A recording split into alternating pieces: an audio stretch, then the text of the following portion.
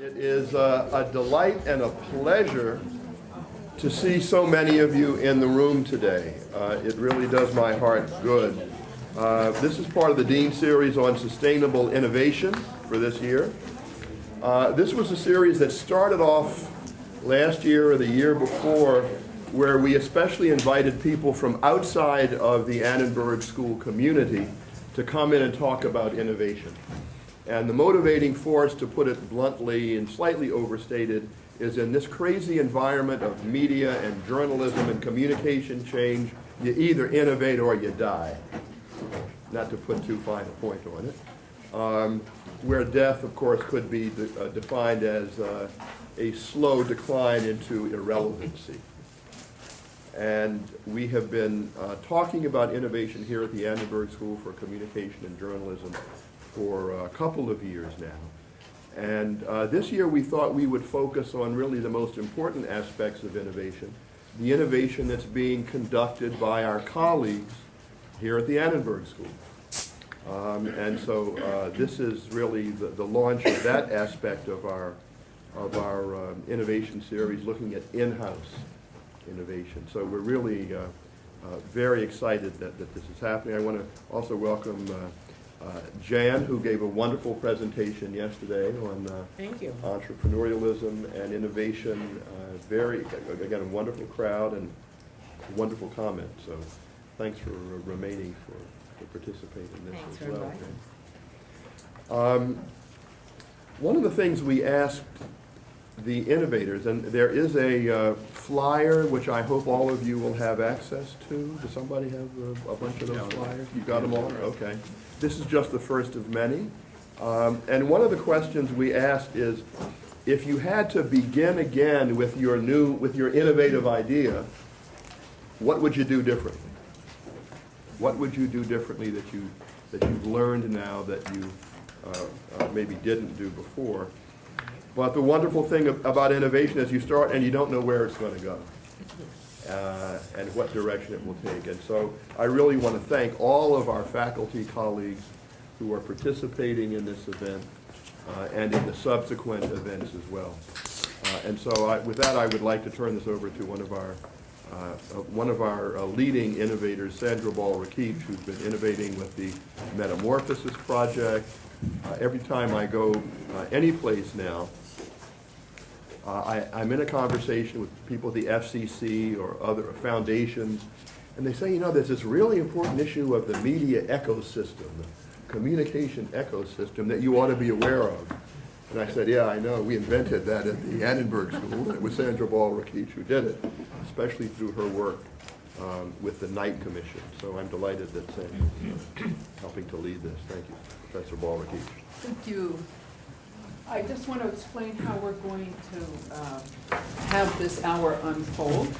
First of all, Bill Celis will give some introductory remarks about how Metamorphosis has played a part in some of the curricular activities of the journalism school. And then I'm going to turn it over to Willa and to Emily to talk specifically about the Intersections project. Then turn it over to Carmen Gonzalez, who is going to talk about the South LA project. And then I'll end up with talking about two other projects that have been influenced by this collaboration between Metamorphosis and Intersections. Okay. So, Bill? Sure. This, Ernie wasn't exaggerating when he talked about the innovation that Sandra has brought to the school for a very long time with the Metamorphosis project, which some of you may not be familiar with, but it looks at a variety of communities across Los Angeles County, immigrant, working class, poor, English, limited populations, and studies the multiple layers in each of these communities. And I had Sandra's students come into any number of my classes over the years I've been teaching here, because we really had nothing comparable in the journalism school that really began, that addressed sensibilities in young journalists And so after Willa and I gave a presentation about a year ago,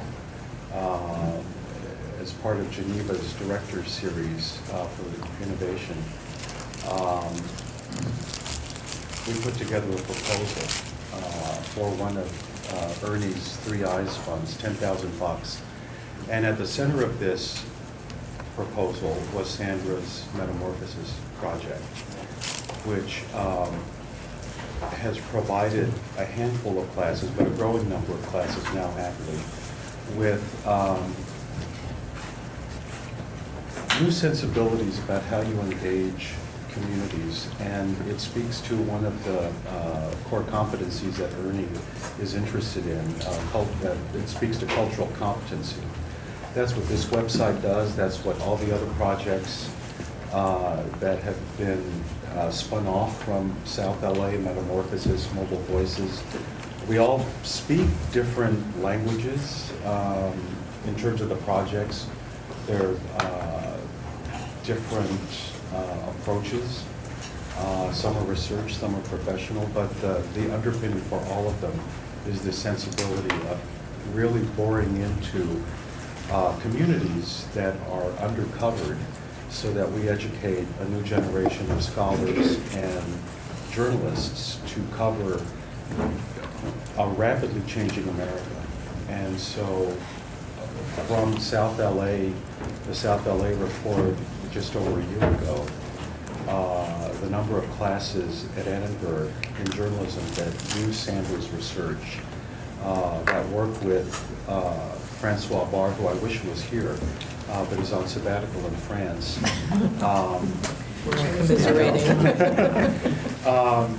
It's really made a tremendous difference in the quality of learning at the school, and really rethinking about what it is we do and why we do it. And it's all reflected in this website, for starters. Thank you. Thank you, Bill. As Bill said,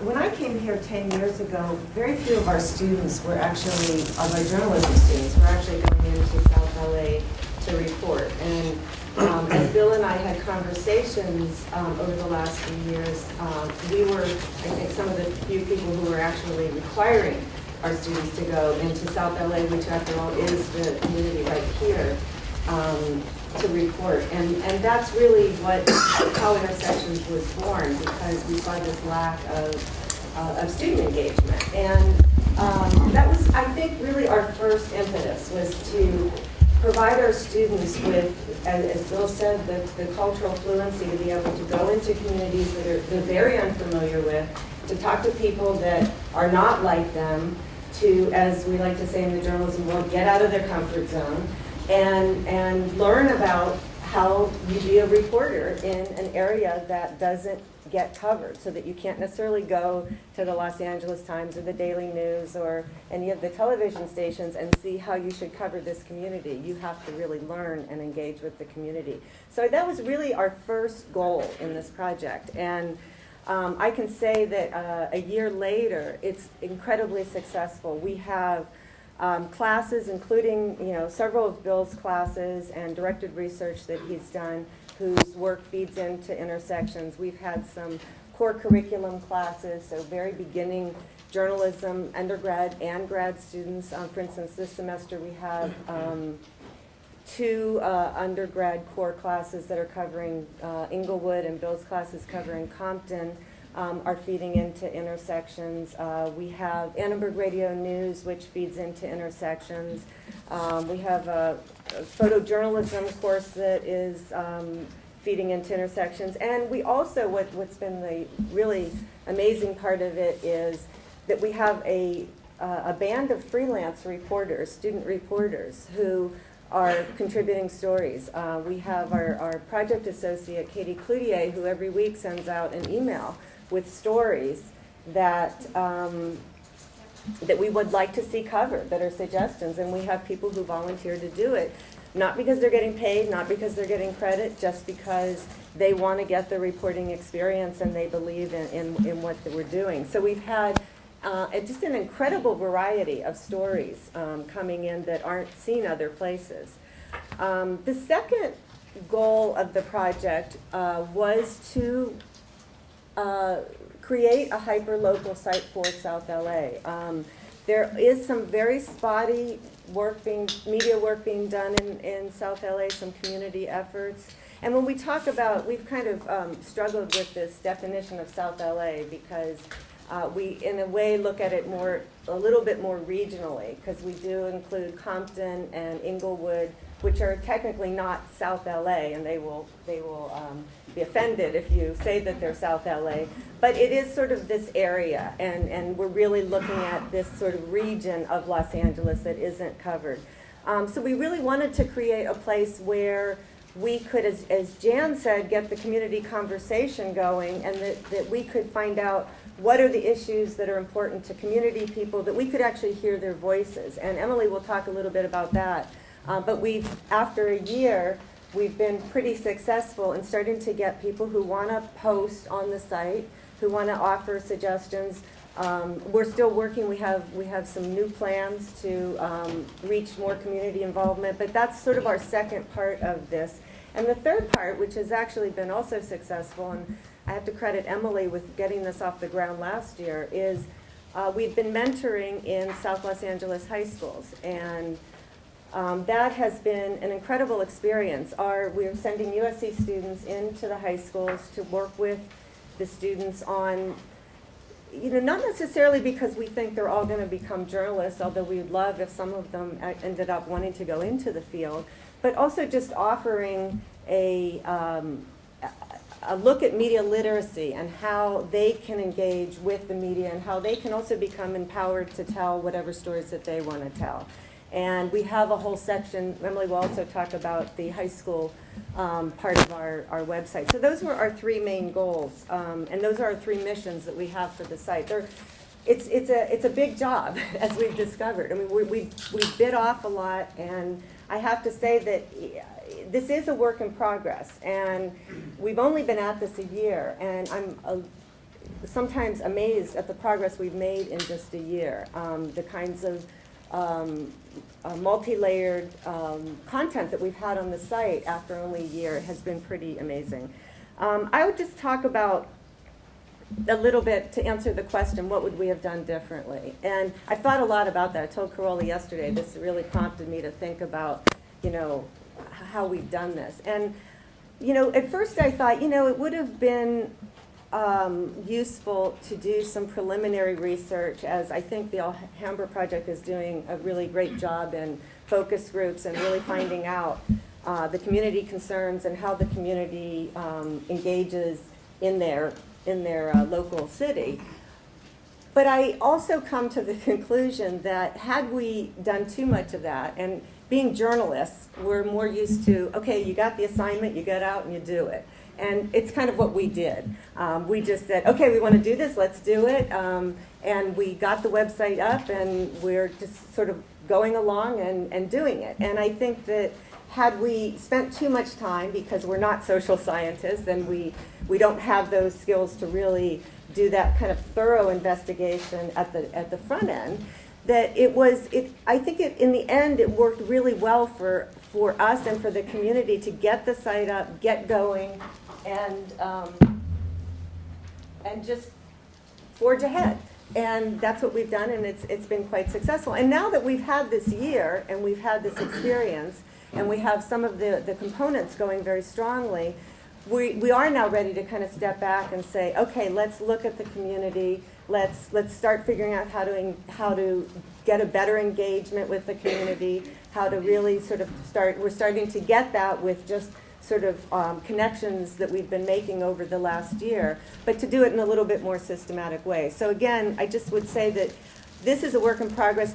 I think Jan maybe would verify that there aren't a lot of places in the country that are doing this kind of project in this kind of low-income communities. I think these kinds of websites do sprout up in more middle-class or upper, more affluent communities. But to do something on this scale in a community like South LA has a lot of challenges, and we've been very fortunate to have the support of Ernie and of Geneva and the rest of the school in doing this, and I think that that is what's going to ensure the success. And we've sort of felt like, USC has a mixed record in the community. Some people love us, some people would rather we go away, but the fact is we're part of the community also, and so we feel like because we have been here for a long time, we will be here for a long time, that we do have a role in helping sort of get a community covered that is not, and get their voices heard that isn't covered now. So I'm going to let Emily has been with the project from the beginning. I'm going to let her talk a little bit about the community engagement and mentoring.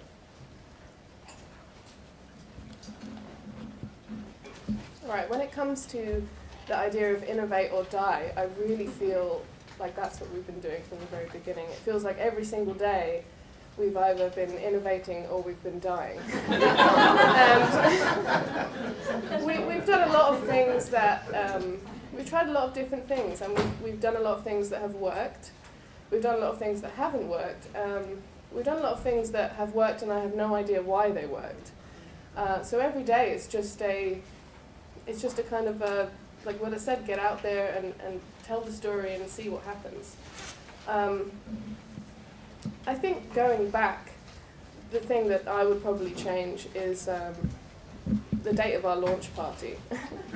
We had a launch party last May, and I feel like right now is the moment where we would have been able to handle that a lot better.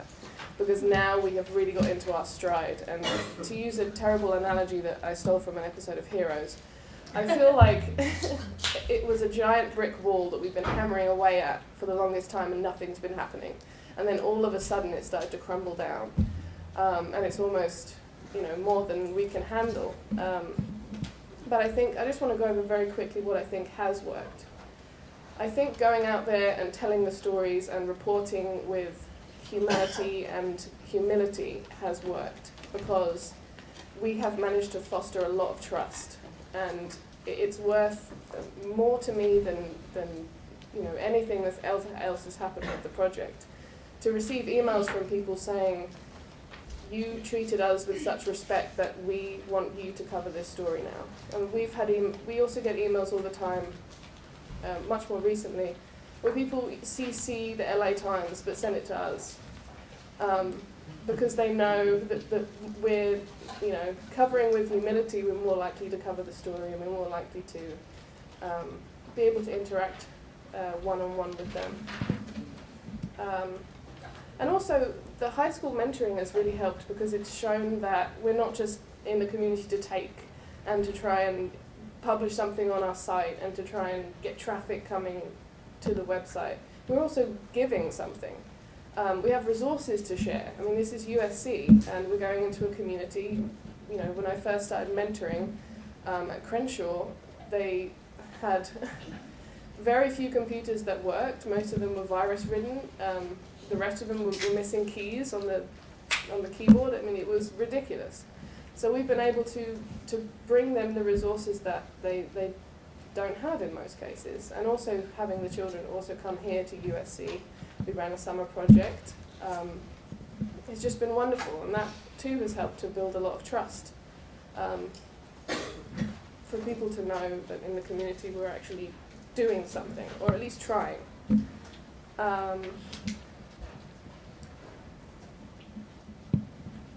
I guess I just would quickly show you the high school section.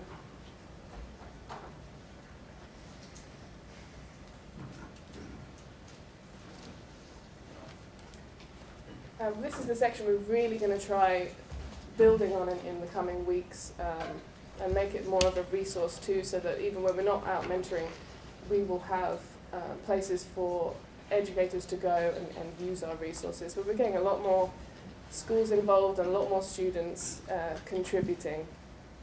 And on the community level, community contributions are also flowing now.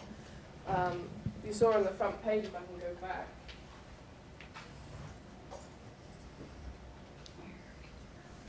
this video story here was actually sent in by a teacher who was present at the protest, and he bought a $100 flip camera, and now he's doing a regular video blog for us. And that's just absolutely wonderful to see, to let people tell their own stories. That's all I have to say.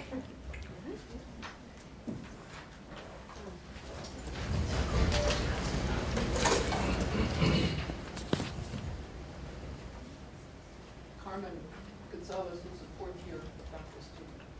ABD. All but this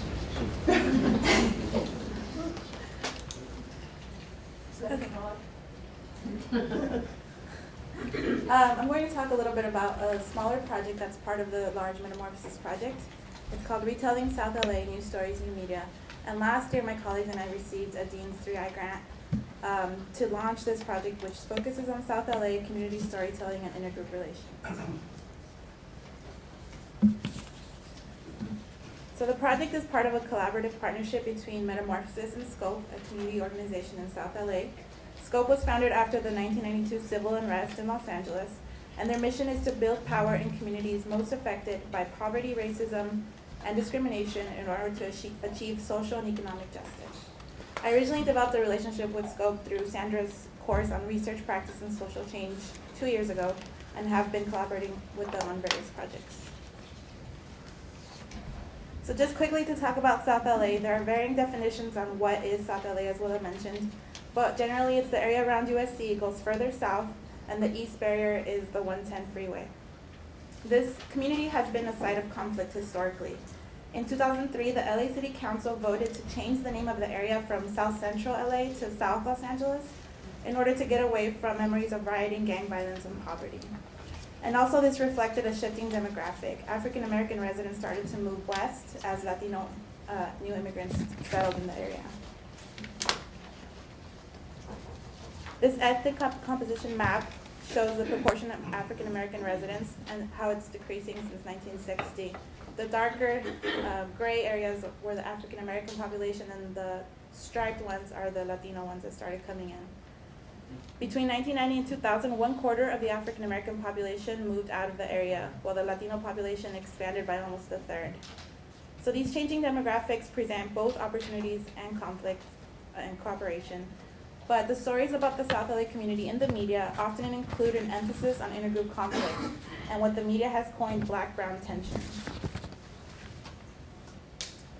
So as we did our preliminary research in the area, we wanted to look at intergroup relations between Latinos and African Americans, but we were told over and over again that the media played a very important role in this mediating these relationships. Our project seeks to understand media portrayals of South LA and of black-brown relations as we compare media coverage to the realities and perspectives of community members. Through the Metamorphosis project, we know that the stories told by the media affect individuals and affect perceptions of a community. And we know that if local media fail to engage with community organizations, they lose a base of community stories and perspectives. So we have a 4-part approach to our project: an analysis of South LA media coverage, interviews with community organizations, multimedia workshops to teach residents how to create their own stories. And eventually we hope that this all leads to a media advocacy effort that can bring journalists and community organizations together to talk about these issues. So very briefly, some of the themes that we saw come out of the analysis of the LA Times. In health stories, South LA is depicted as a site of growing health problems. This community usually is described as having the worst health conditions and disparities in the entire state. The schools in the area have minimal resources and a limited emphasis on physical education. In coverage of the King Drew Medical Center, South LA is described as having a historical lack of adequate health care for Latino and African American residents, which they mostly serve. One resident's story depicts South LA as a place of violence. Quote, 2 weeks ago, gunshots shattered one of his legs and injured the other. The 23-year-old resident rushed to King Drew by ambulance, but the trauma unit was no longer open. So Latinos and African Americans are described as having a shared fate and shared lack of resources. However, the LA Times does pit blacks and Latinos against each other. There was an article on the closure of the trauma center and its move to California Hospital. And a senior minister at an African American church views the closure of the trauma center as, quote, taking services from the black community and giving them to a largely Latino one. So we also interviewed community organizations to get their perspectives about black-brown relations and their thoughts on media portrayals. This is a list of some of the interviews we did. And what we found was that community members repeatedly comment on how the media focuses their attention on the negative stories in South LA, such as gangs, drugs, and violence between and among African Americans and Latinos. Participants feel that the activities they are involved in within community organizations are not given the right attention. As one member expresses, "We are trying really hard here, but nobody pays attention. We have been fostering relationships and building alliances with people who are living side by side." Many participants express that the media helps shape perceptions and the media has power to pin African Americans and Latinos against each other. Almost all of our interview participants acknowledged the role of the media in their community. As one resident stated, "The media can make us or break us. They can bring us together in love or divide us in hate."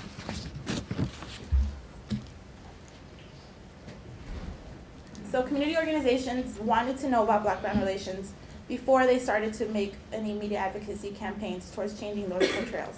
But they also asked us specifically for assistance in producing their own content so that the voices of their members can be heard and disseminated. For organizations faced with growing needs and limited financial resources, communication strategies are often put on the back burner. It is here where our expertise as communication scholars can prove the most useful for organizations starving for the skills and resources needed to produce multimedia storytelling. So here's a workshop where we combined our efforts with Intersections with Willa and Emily, and we conducted the first in our series of workshops with 15 community members in December. In this first workshop, participants were exposed to the various opportunities for user-generated content on the internet and introduced to the use of digital cameras, video cameras, audio recorders, and slideshow software for digital storytelling. Each participant recorded original content and took the first steps to produce their own digital story. We split up the participants into 3 groups and focused on 3 different activities: video testimonials, audio interviews, and audio slideshows, which combine digital photography and audio narrative. We plan to continue hosting these hands-on workshops with the same group over the next few months so that each person can have a polished digital story to share. Ideally, our hope is for residents to develop their own technological and media skills to do this, to become online digital storytellers in whatever capacity they wish to do so. The Intersections site is a perfect starting point where South LA residents can begin sharing their stories. Our next step is to compile all of our findings so that we can develop a media advocacy project which will bring community members and journalists together to talk about all these issues and develop some kind of strategic plan to change media portrayals of South LA. So I'm going to show a quick audio slideshow from one of the participants in the workshop.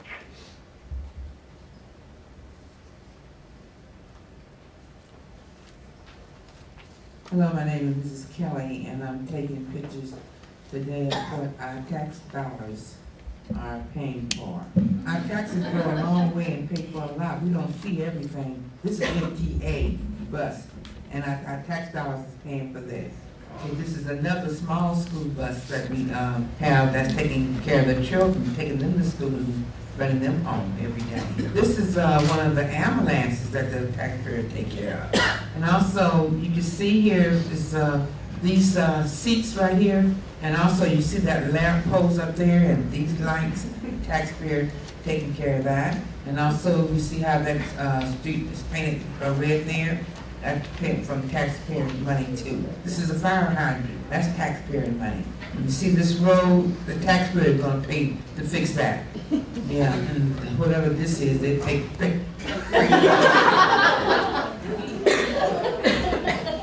See that, 35 miles an hour? That's taxpayer. You know, they take care of the street cleaning, also the police department, the state building. Our taxes cover a very vast range. So this is Miss Kelly's kind of raw footage. She hasn't had a chance to edit it down, but that's just an example of this was all done in the 3-hour workshop. And everybody had some kind of content that they produced during the workshop, and they're not going to work on it to polish it up. Thank you.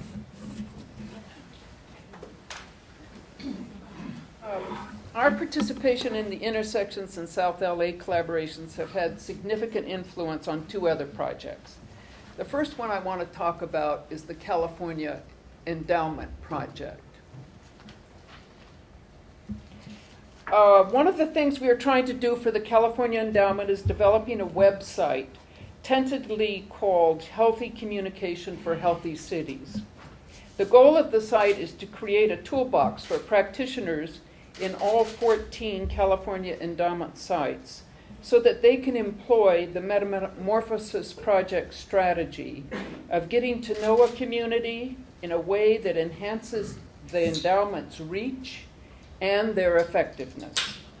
One feature will be a visualization of the South LA communities that combines a slideshow with photographs taken by our research team, but where residents provide the audio narrative to give us, as you just saw in one really great one, the meaning they attribute to their built environment. This is a direct product of the Intersection South LA workshops that Willa and Carmen have survived. Okay, let me turn to the Alhambra project where I'd like to spend just a little more time, especially with Jen Schaefer in the room. I'm going to try and persuade her of some things. The Alhambra project hits all four of the Dean's 4 I's. It is international, innovative, seeks impact, and represents integration of journalistic and communication expertise. As you know, this is a collaboration between Michael Parks and myself, and the project manager, Daniela, are you here? Yeah. Daniela Gerson, and I'll have some more comments there. I should point out the project team consists of journalism students as well as communication students. So this really is a collaborative team effort. I'm going to skip this since I did it. Okay. Some of you anyway, may recall this slide. This is what we call the communication infrastructure, the indigenous communication infrastructure of a community. It is composed of a storytelling network set in a communication environment. In our view, this is the catalyzing guts of a community. If residents do not have high socioeconomic status, for example, they can still construct a belonging community through a strong communication infrastructure.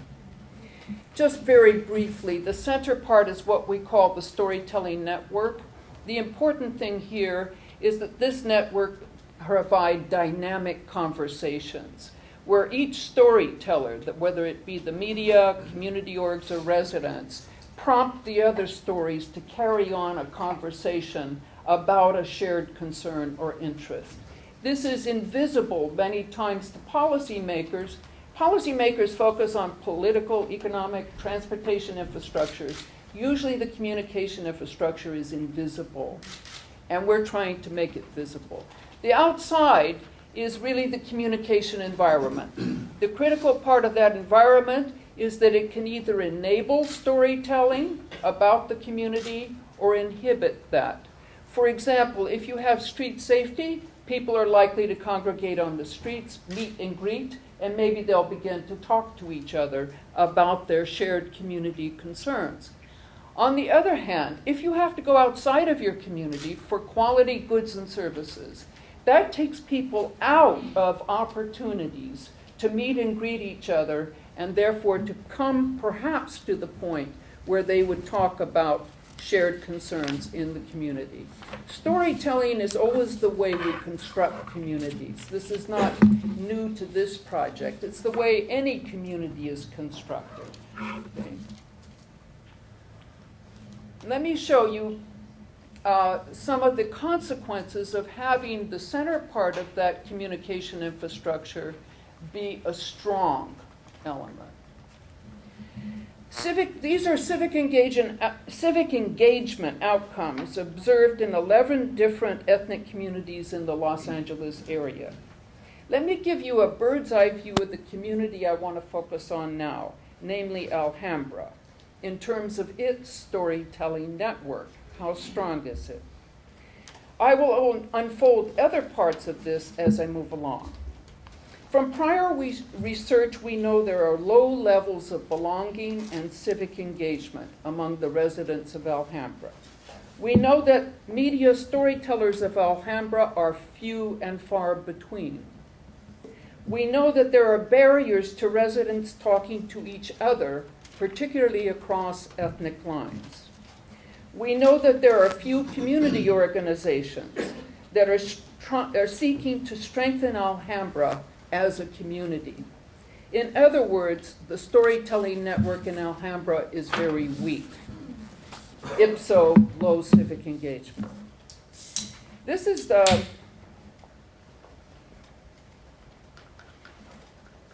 for time, I'm not going to comment on this too long. This is the design, the research design that we employ in the larger Metamorphosis project.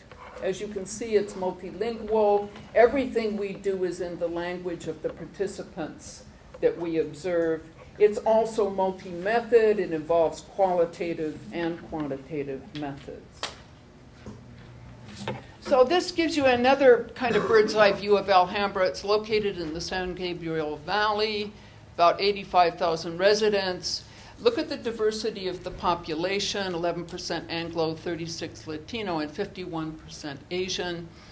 Media, very important. No common news outlets. Citizenship, as I've said, low civic participation.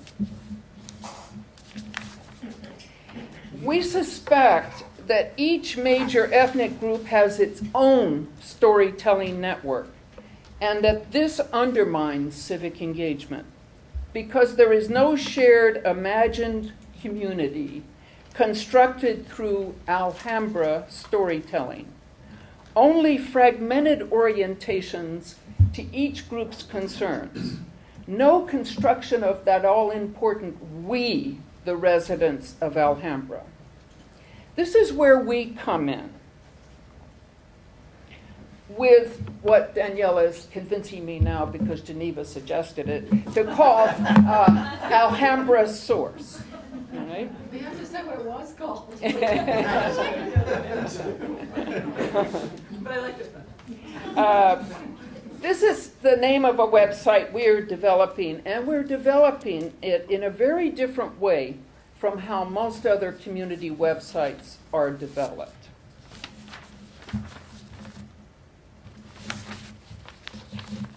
Just comment briefly on giving you some idea of the challenges we face.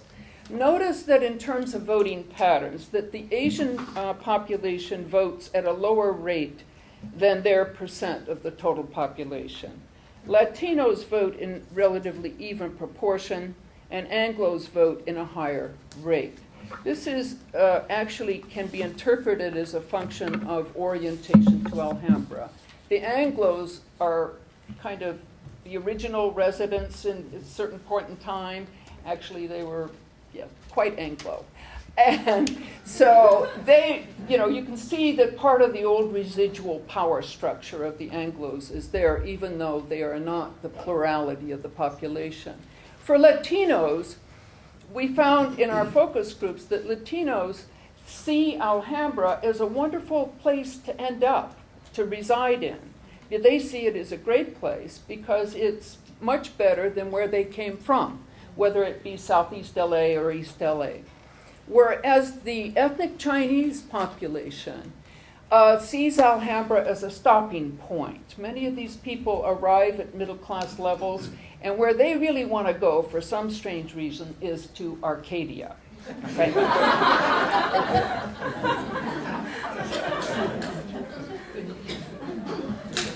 Okay, so these are some of our project goals. We want to create a local media resource grounded in community-based research. Notice that this is hopefully innovative. Participatory platform, a common space, linguistic tools. This is a big, big challenge. How we must have this be multilingual. We cannot just have it in English, or in Mandarin for that matter, or Spanish. Research on the effects of new media source on civic engagement. So our overall goal, and certainly one that Michael set from the get-go, is we want to raise the level of civic engagement in Alhambra, and we want to do it through communication resources. And this is then, we hope, will become a model for local media outlets in ethnically diverse communities. So our goal is to create a website that will serve as a shared storytelling network and thereby increase the level of civic engagement.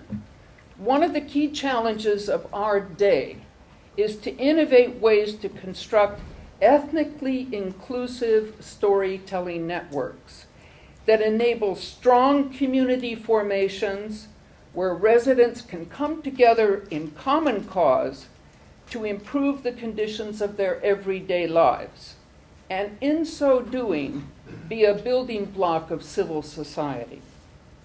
Most community websites avoid the problem of ethnic diversity, either by targeting homogeneous communities or only one ethnicity within a community. Also, most community websites are neither driven by theory nor research.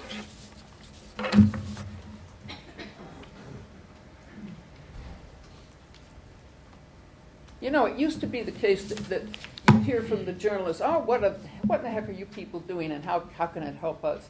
I don't hear that as much anymore. I think there's been a real shift in all of this, and certainly Michael has been a leader in that effort. Desperation breeds open mind. It does.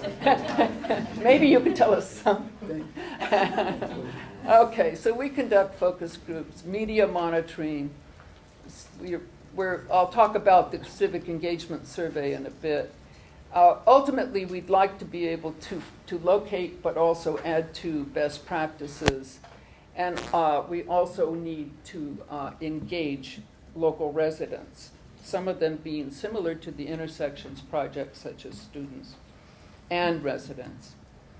Okay, you have a glimpse of the theory that is guiding our work, but we also do research that tells us about the residents' Alhambra-related interests, issues, and needs that go unmet by their present communication ecology. The research involves focus groups, media monitoring. This is of ethnic Chinese, targeted, Latino, and Anglo. Interviews with office holders, getting engaged with the schools. Danielle is absolutely fantastic. This is one place where journalists have it all over social scientists.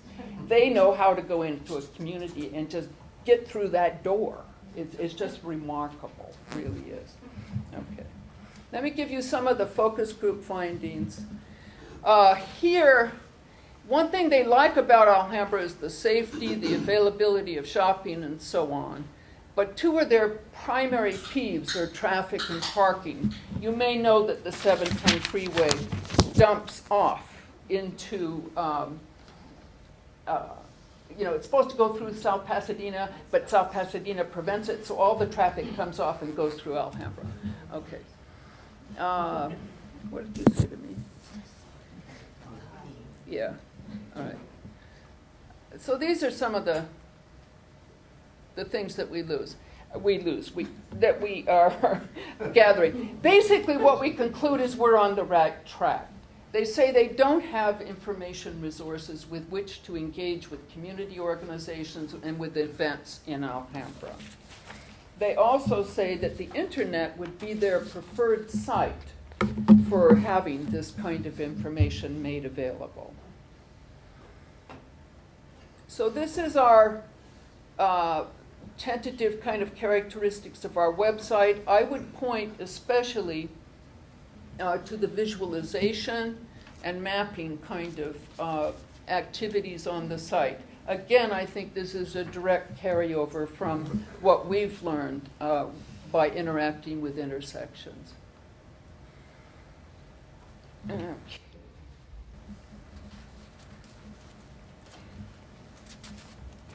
All right, here's where I'm going to hit Ernie up.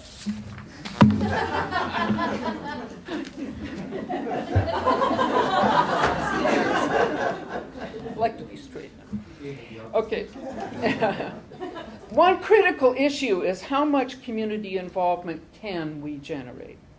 Our method of generating involvement is innovative in that we do the groundwork to establish personal contact with potential contributing residents and institutions.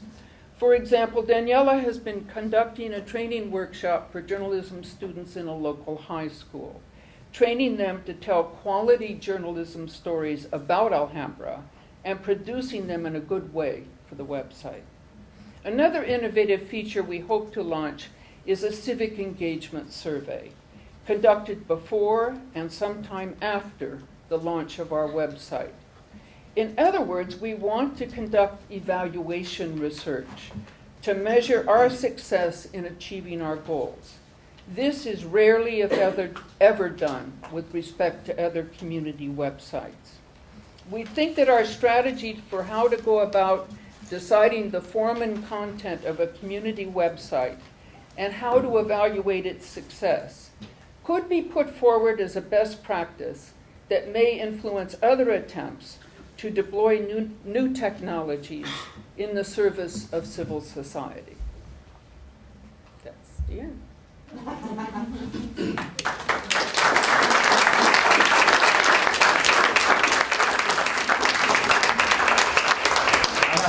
I have to say, this is worth a standing ovation. This has been remarkable work.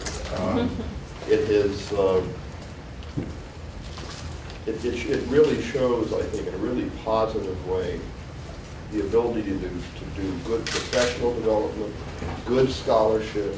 It's also engaged with communities. It allows us to learn as much from the communities as we can, and for us to take something to those communities. So I really have to congratulate all of the participants in this wonderful, wonderful initiative. I think it's exactly the kind of thing that is the future of the school. I want to throw it, we have a couple minutes left for questions and comments, so let's, why don't we do that? Yes, and identify yourself so we all know. Hi, I'm Janine, I'm a communication student. And to Professor Ball-Rokeach, I grew up in Alhambra. And I am so shocked and impressed that you and your team were able to get it that accurate. Oh. Congratulations. That's just, thank you. I'm so happy with your next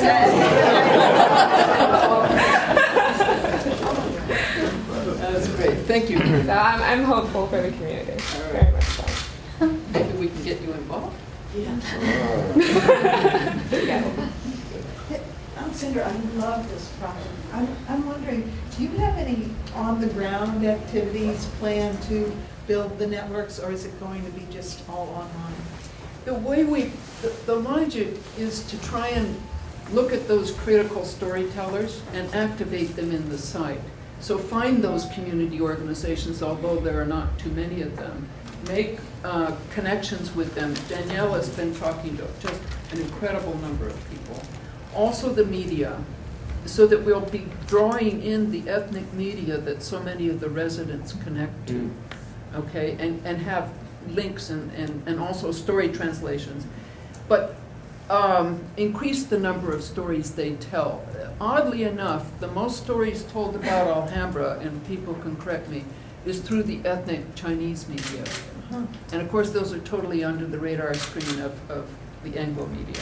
But when it comes to bringing the three communities together, are you going to try to, pardon the expression, but engineer anything, or you're just going to try to organically? We think it's Yeah, I think that's a really good question, especially because it's a community also where not everyone's necessarily, while many people said that they would like a product distributed by the internet, not everyone's using the internet. And I think we found through, in looking at other products, like the in-person interaction is also very important. One concept that we're planning is through these youth workshops that they go on a trimester basis, and at the end of each trimester when the students produce their work, which are right now looking like they're going to be, we're trying to have produced radio stories or audio slideshows, but a mixture of multimedia, but that we present them at community partner sites. So I've spoken to a gallery on Main Street, which we work with at times. They're interested in doing something. The library potentially, and so that we can invite the parents and then other community members to come to the events and have some in-person communication about it as well. The reason I say that is I'm doing some work with invisible children, and I'm really trying to tease out, because how much is their online presence, which is incredible, but they also have this huge network of face-to-face that they've built. And so I'm just trying to understand if that happens in other places too. Well, you get the larger strategy, though, just to put it a little less theoretically, is to find out what the guts of the community are and to use them. And really build upon them. Okay. One thing that I didn't mention that is really interesting is that a lot of the officials in Alhambra are not what I would call predisposed to having a lot of civically engaged residents. Was that Yes. An environmental constraint. Definitely put. And so it's one of the things that probably didn't have time to comment on here is that Daniela is meeting all of these people, and you know, she's really getting into it. And with the Chamber of Commerce, the only thing they have going around Alhambra is called Around Alhambra, put out by the Chamber of Commerce in English once a month. With city funding, Yeah. funding from the council. But Daniela's meeting all of these people, and then certainly one of the big things we want in the site is to have a capacity for the residents to be talking with the officialdom and back and forth, which is going to change the situation there. I'm going to call on Chris, but before I do, I would, speaking of storytelling, well, Chris, let you have the last question, then I want to just say a couple comments about this. Again, it was just absolutely fabulous. I was struck by one thing looking at the communication infrastructure approach slide.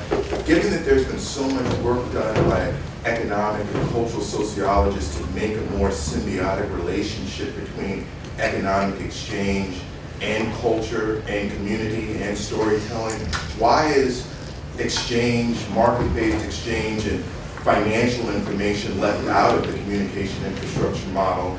And then two, have you noticed any differentials between discrete communities in their communication about exchange potential? Because presumably some of these communities are better than others at being upwardly mobile and going up and out of the community, which perhaps reflects the shifting demographic of the community over time. Right. One of the things that we're considering doing right now is to hold a focus group with business operators in Alhambra. Okay, we have a method in that as well. Not only do we want to hear what they have to say, but we also want to try and engage them in the site. So that, for example, if residents put up a posting or something, they might get a coupon from one of the local businesses and that sort of thing. So it's not as if businesses are left out. Communities differ so greatly in Los Angeles in terms of the strength of their political economies. One thing that we've done that you may have heard of is this fear and comfort mapping, right? And, you know, for example, in a lot of South LA, that's colored red, fearful, by people that are residents here, but more importantly, by people who are not. So that this, if people know this, then they're not going to start up those businesses in that area, right? So it's, I think that what Carmen was talking about, and Willa and Emily and Bill, is really trying to take over the storytelling of these communities, to be in the residents' hands, that would be much more assuring to business people that they can come here and will be okay. I'm doing a presentation tomorrow where I'm arguing that a belonging community is where economic sustainability can occur. So it's not that we ignore it. It's just that we're really focusing on the most basic guts of the community, really. And once you start going into business, which you certainly could do with this model. There's no reason why you couldn't, superimpose other infrastructure. Just real quick, to be specific, I'm thinking about banking by way of businesses, because Yeah. presumably in these communities, there's a huge alternative banking system, or a Right. system of holding money to store value and Right. moving it around to appreciate value. Okay. And that would be a tremendous use knowledge about that Sure. to banking institutions who want to migrate into those communities, That's right. understanding how people, you know, so Right. specifically I'm thinking about banking. Right, right. No, I think it's great.